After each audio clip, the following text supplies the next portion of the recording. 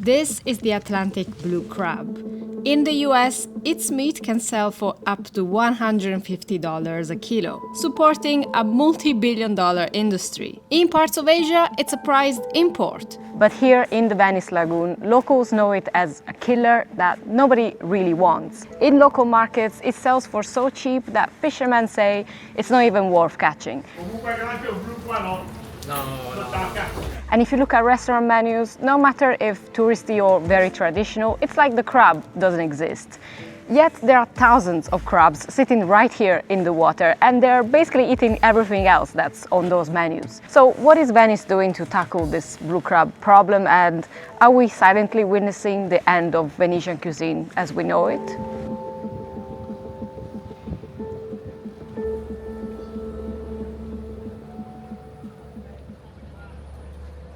Good morning from the Rialto fish market here in Venice. If the blue crab is such a problem for the ecosystem, here is where we're gonna find our answer. The Rialto market is where Venetians shop for seafood. So let's go look for some blue crab.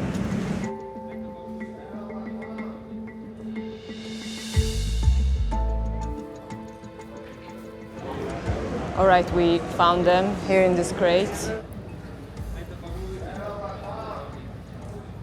You know how much they're selling them for? 80 euros a kilo. Just to compare, here we have other shellfish is selling at what? 19, like 25. This is 80 euros, not even double digits. Nobody wants it. It took so much time to actually find this one crate here in the market because no sellers actually have it. That's crazy. I asked fishmongers at the market why there was no blue crab. Here is what they had to say. Non vale nulla. Quando lui l'ha assaggiato granchio. No, Divi! Chi che ti assaggia il granchio blu come se io? Te lo devo spiegare prima che se ti fa subito appena pescato non è male. Sì. Non è, però secondo me è dedicato, non so, cioè fa subito un odore strano da pescherosi, più buona, la carne diventa non buona. Dopo pochissimo tempo. Diventano pazzi i pescatori. Diventano pazzi i pescatori perché il granchio blu rompe tutto. Le reti gliele taglia completamente, capisci? Una volta non c'erano questi granchi blu, è un disastro per la laguna. Non sei un pesce, un crostaceo che appartiene alla laguna, cioè se arriva qua, sì, cosa crea danni, non sono un pesce che appartiene alla laguna, ecco questo sei non... Grazie. Niente, ciao. Comunque il granchio blu qua no. No, qua niente, ho capito. Ok. People often ask me, how do I shoot an entire travel documentary on my own? And the honest answer is, I try to stay in control of every piece of equipment I have. Camera, tripod, drone, microphones, small camera. And while editing this Venice story, I actually realized that a lot of this shoot actually depended on my phone. I use it to check my shoot plan and notes, then navigate the ferries in Venice. You're gonna see what's coming. Some rough seas out there. So I've been using Casetify, who are the sponsor of today's video. This is the Casetify Impact case. I actually customized mine and went for different themes. This is actually a collage from one of my shoots in London. All these shots, they're all taken from all the different cameras in my equipment. So this truly feels like part of my kit. I've been using it for a week now, and I've really felt the difference in quality. It's very sleek, the buttons are responsive. It's sturdy enough that I would trust leaving it on a fence to record a piece to camera. The classic hairnet. And then I've also been using the snappy mirror grip stand, and then it's great because I can literally use it as a mini teleprompter on the go. Casetify also offers fast shipping and a 6-month warranty. You can click the link in my description, or you can scan the QR code here to get 15% off your Casetify order for a limited time. Thanks Casetify for sponsoring today's video. Now back to Venice.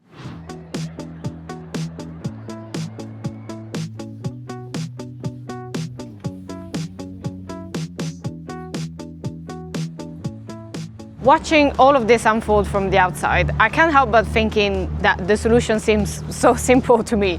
Make people eat this crab so that you can increase demand and you can increase the prices. Venetians are already obsessed with seafood, so why isn't there room for this other shellfish on the menu? Especially a shellfish that is a delicacy all around the world and everybody else loves it. So today I'm on a mission here in Venice. We're gonna try as much seafood as possible to see if indeed there is room for this crab or not on the menu.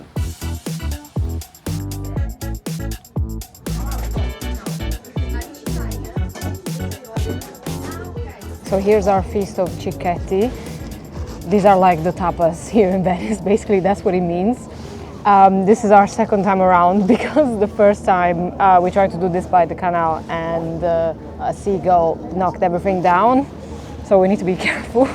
We got cicchetti here, we got baccalà mantecato, this one is whipped cod, whipped stockfish, and then we have mackerel here, this is swordfish, we have some prawn, more prawn, and then we have some baccalà croquettes. Again, the baccalà looks amazing. It's funny because we call, in the south of Italy, we call cicchetti shots, you know, like little liquor shots, whereas here cicchetti is something that you eat. But anyway, here's everything that we could find. I think there were a couple more prawn options. There was an anchovy.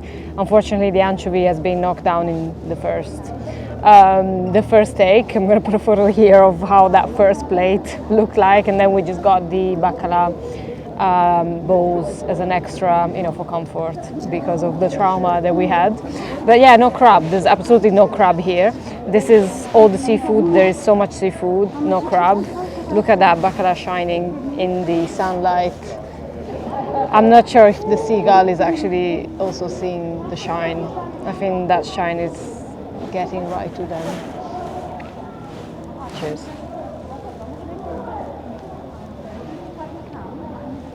This is amazing. I think they marinate it in like bay leaf and olive oil and then they whip it. It's really dreamy. I've never had cod like that. This is the tapas cicchetti style here in Venice, sort of on the go food. There's no crab here.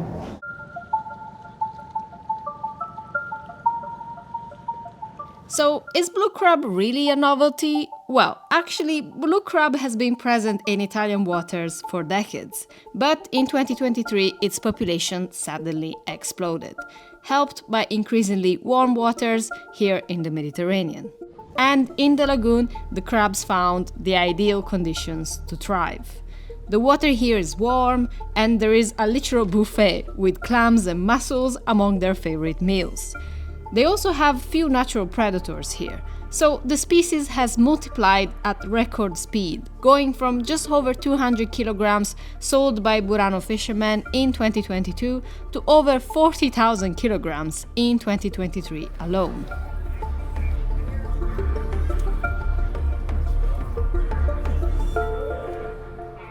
So the lagoon ecosystem is very delicate, and maybe the answer as to why this crab is disrupting it so much is not to be found in Venice itself, because even though that is where all the restaurants and tourists and all the seafood are, the lagoon is much bigger than Venice. So I'm heading to Punta Sabbioni, which is about 40 minutes-ish from Venice, to learn a little bit more about how the crab is disrupting the wider lagoon ecosystem here.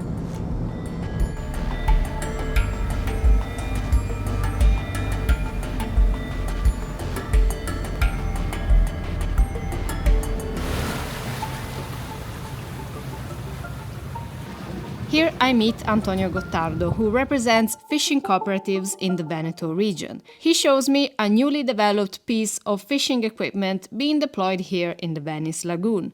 These cages designed to trap blue crabs. He tells me that at wholesale, the crab sells for as little as €1.50 per kilogram. He also says that while the lagoon is suffering, the real crisis lies further south, in the Po River Delta.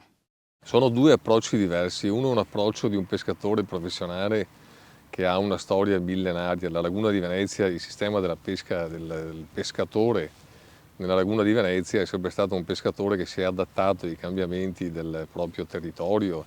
C'è il granchio blu, pesco il granchio blu, c'è la vongola, pesco la vongola. Il sistema delta del Po, il meccanismo non è stato all'improvviso resiliente, è stato un meccanismo che di fatto rifiutava il concetto che ci fosse questa specie aliena. There, mussel and clam farms were hit hard. The arrival of the blue crab added another challenge to mass mortality events already being caused by rising water temperatures. Lì è stato devastante, nel senso che sei passato da un'economia, da alcuni consorzi tipo quelli del Delta che fatturavano 50-60 milioni di euro monocultura, cioè sull'attività della pesca della vongola, a sostanzialmente un azzeramento della produzione. E lì siamo entrati in una fase di crisi e di panico dalla quale ancora non siamo usciti. The Delta's main clam is itself a foreign species, the Manila clam. Native to the Pacific, it was introduced to Italy in the 1980s and today forms the backbone of a multi-million euro industry. And to show you just how deeply ingrained clams are in Italian cooking today, here are some dishes we've made over the years at my family home in Puglia in the south of Italy. La monocultura ha, come dire, abituato un meccanismo di gestione importante che ha dato grandi risultati, grandissimi risultati, che però di fronte a questa invasione non è riuscito subito a riadattarsi. Adesso può il granchio blu rappresentare la stessa ricchezza? No, evidentemente non ha la stessa, perché è anche un mercato completamente diverso, che sta in un contesto internazionale di economia sul granchio blu. Il lavoro da fare sempre di più è quello di investire su progetti di trasformazione e di valorizzazione di questo prodotto. È un Secondo me è un blu. Sì. Un giovane. È un blu, sì. Sì.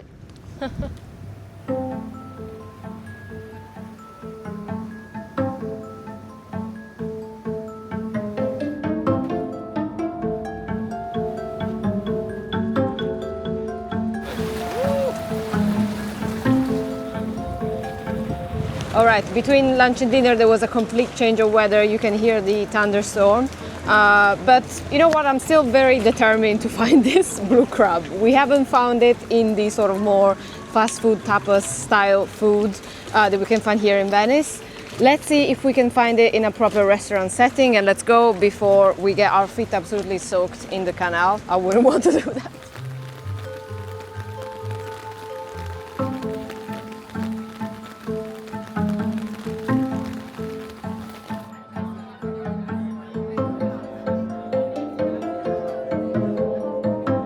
So here we are at Al Paradiso Perduto, which I've been told is one of the places where locals go. So I hope I'm not going to spoil that for them once this video goes out.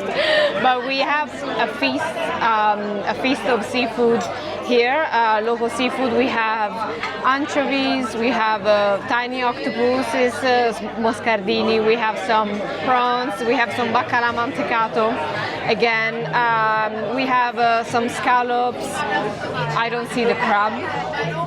We couldn't see it on the menu, but we definitely have really so much seafood. We also have some fried calamari, which hint if you watch my Eating Like a Tourist series.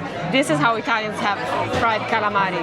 Very subtle butter. You can still see the calamari. This is fried food in Italy. No crab inside here. It's like a cloud, this one. Roasted peppers and squid. And then polenta with fried calamari.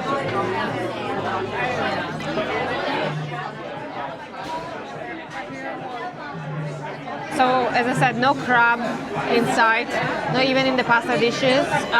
So we decided to try something local, I guess. That's the theme for this place. You can't get any more local than this. We had some squid ink, amazing, love it. Just really warm and hearty. And then some bigoli with bigoli is the local spaghetti. They're like thick, chunky, very round spaghetti, very typical from around here. So bigoli pasta with a white fish, with a mix of white fishes. I've never heard of these fishes actually. but it's very tasty. It's a bit fishy though. As I said, I think the squid ink it is a bit heartier and warmer. And yeah, it tastes almost roasted. This one is very fresh. There's some lemon, very creamy, fresh.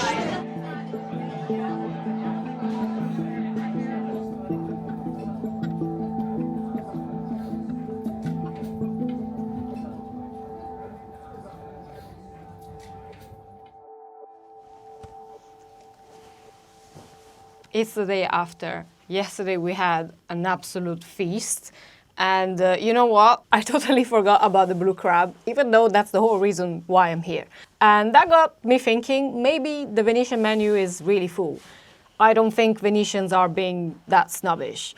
They are probably skeptic and I think definitely scared. And I think most of that fear-mongering has actually come from the media. Some time ago, I read this book called The Italians, where it basically talks about the Italian costumes and the Italian way of life. And the journalist here made a very interesting remark. He said that Italian media loves a story with a protagonist, an enemy, a beginning, an end, and of course some drama in between all of it.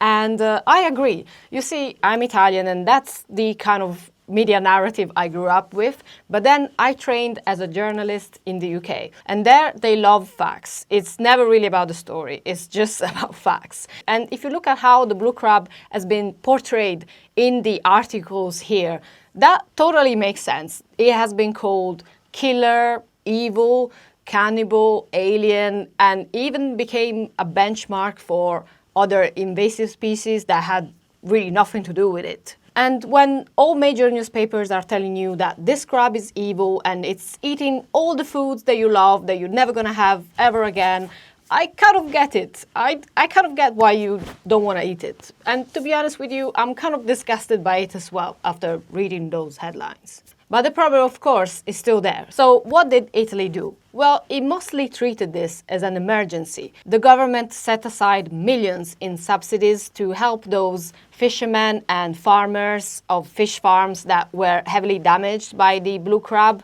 notably mussels. But very little attention went into teaching people how to fish it, process it, cook it, and eventually commercialize it at scale so that the country could actually profit off it. And this creates a very interesting scenario where people are demonizing this crab. Fishermen don't see the value in going out there and catching it, but the crabs are still there and they're multiplying at record speed. So we basically sold nothing. So we basically sold nothing. I can't say this without the accent. Nothing. We solved the nothing. Back in Punta Sabbioni, I met Paolo Caratosidis, a local environmental campaigner who has spent years speaking out about issues affecting the Venice Lagoon. Eccolo qua. Signor Blue Crab. Questo è il granchio blu, che hanno chiamato impropriamente il killer dei mari, ma non esiste nessun animale che è un killer. His activism has made him a controversial figure locally, and he says it has even led to death threats. Secondo me il problema è proprio sistemico ed economico, ovvero sia questo granchio prevede una gran lavorazione che nel mondo occidentale purtroppo incide tantissimo nel costo del lavoro, perché uno dei problemi della pesca italiana e mondiale è che noi mangiamo una piccolissima quantità e varietà di pesci e spesso e volentieri questi pesci che noi mangiamo sono importati, quindi se noi abbiamo del granchio blu in grande quantità abbiamo il dovere di valorizzarlo. Perché altrimenti qual è il rischio se gli italiani non lo valorizzano? Comunque il granchio blu non scompare. No, il granchio blu aumenta su tutto l'areale del Mediterraneo. Cosa succede? Che noi facciamo spazio a multinazionali, rastrellano il granchio blu italiano ed europeo, non porta alcun genere di rientro, no, di ritorno sul territorio. E quindi quello che diciamo noi, creiamo valore attorno a questo prodotto in Italia. Siamo ancora in tempo. E quindi secondo me il grimaldello migliore per creare questa filiera economica non è la grande industria, è la piccola pesca e attività correlate come pescaturismo e ittiturismo, farlo conoscere ai turisti stranieri, farlo conoscere ai residenti locali. Bisogna lavorare di più dal punto di vista della cultura gastronomica. Vai, vai verso la libertà, vai. Vai. Tanto non ti pesca nessuno. Vai.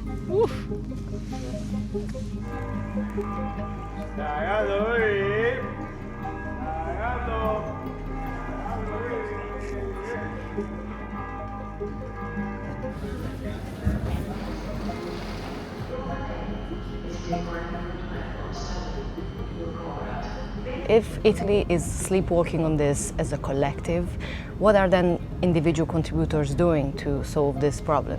We're heading to the nearby city of Padova, where a pasta shop is turning the crab into pasta filling as an attempt to introduce it to more day-to-day cooking.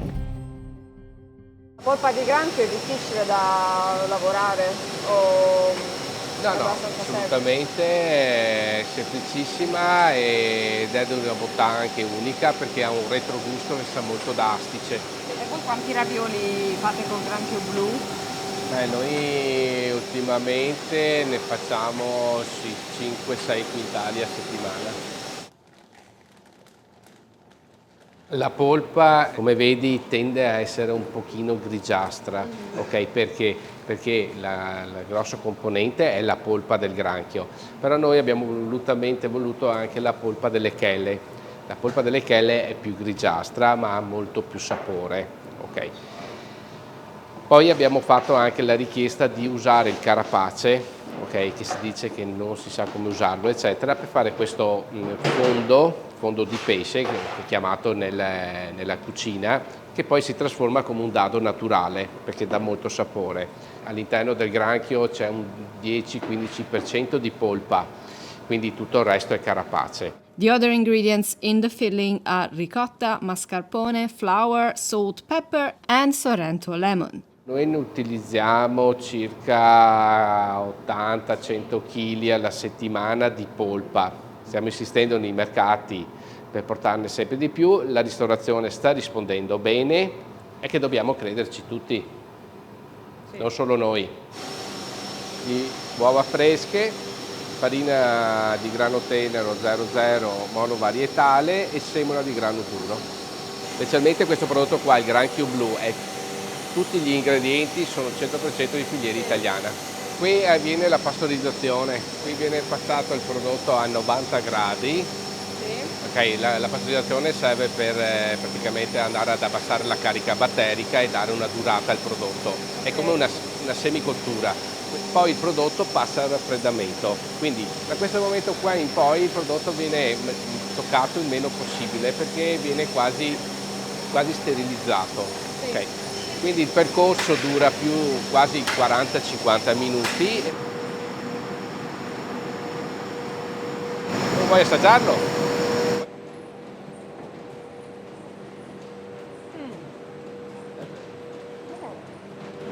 È molto saporito, molto delicato. Delicato, sì. Diciamo acqua di mare, ma come quei brodini di acqua di mare molto delicati, un po' salati, buono, buono.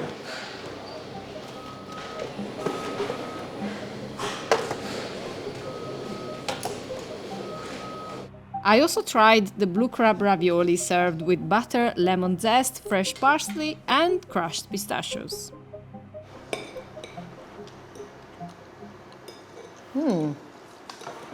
I'm sold. I think the crab really adds that savory kick to the rest of the dish, the ricotta. I don't want to be the international, snob, but it adds a bit of umami. It is really, really good. So you have that umami savory kick. I have to say it was even more delicate when we had it raw. Now it's more complex. I can see that into my day-to-day cooking.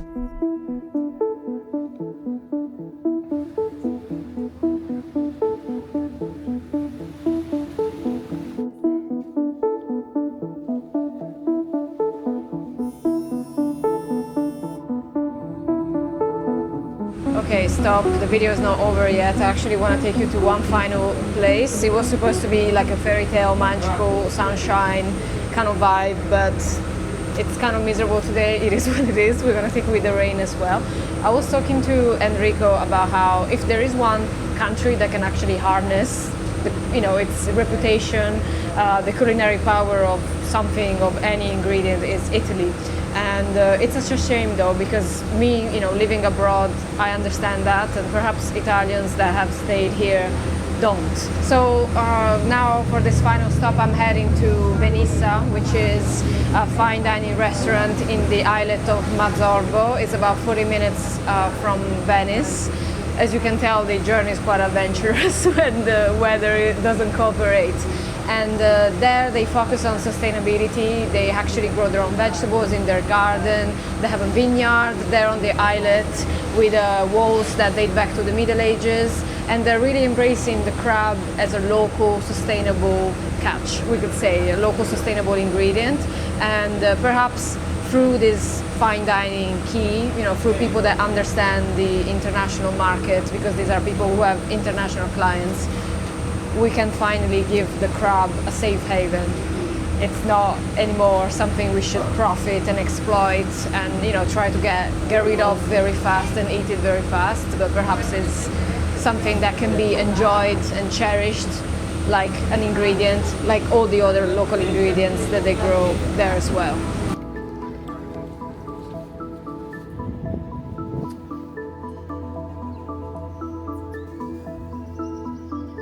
Il termine specie aliena intimorisce un po', no? Perché aliena sembra una cosa che arrivano, ci prendono, ci portano in un'altra dimensione e quindi fa un po' spavento. Però dobbiamo cominciare ad abituarci al sapore, più simile a quello di una ragusa, un po' più dolce. L'apertura mentale è necessaria. Alcuni ingredienti che sono nuovi adesso, fra 10 anni, saranno totalmente assorbiti dalla cultura. Pomodoro, patata, melanzane non fanno parte della cultura gastronomica italiana fino alla fine del Settecento e adesso pomodoro è il simbolo dell'italianità. Il granchio blu ha la particolarità di avere delle chele molto grosse. Questo è il prima di una cipolla musona di Chioggia. Sono delle cipolle molto grosse che crescono nell'areale della laguna, che noi abbiamo cotto sotto la cenere.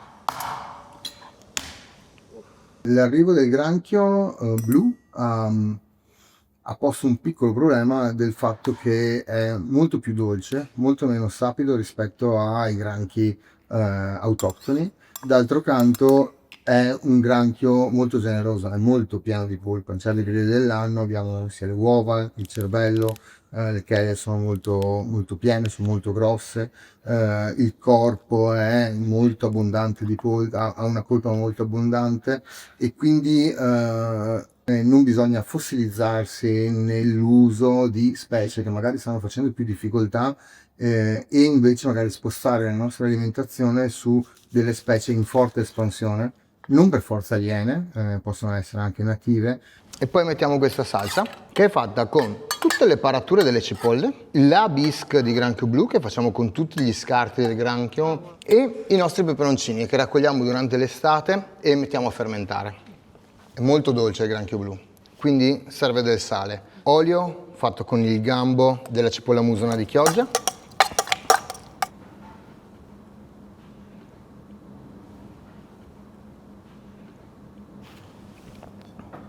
Terminiamo con un po' di latte infuso con i carapaci arrostiti del granchio e un olio che facciamo cuocendo lentissimamente lo scarto del granchio con un po' di pomodoro, aglio, cipolla, peperoncino. L'acquisizione del gusto di un ingrediente nuovo che va usato anche per questioni ambientali sarebbe molto importante che entrasse nella cultura di tutte le trattorie, di tutti i ristoranti anche turistici di Venezia, che sono la maggior parte. Quindi per ora no, non ho visto ancora un cambiamento della tradizione culinaria, ma io penso che dovrà avvenire e che avverrà, insomma, perché è inevitabile.